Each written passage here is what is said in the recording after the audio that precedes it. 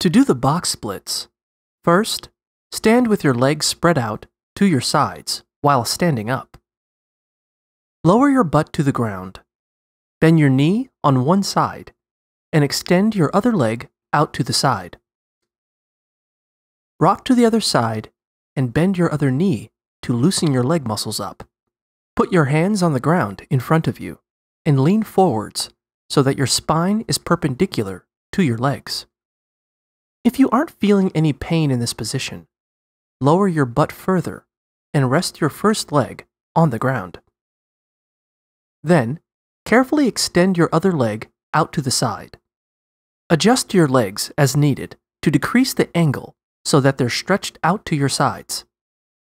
If you aren't flexible enough and you start to experience pain, don't push yourself too far and stop. It can take a lot of time to build up your flexibility far enough to do a full front split.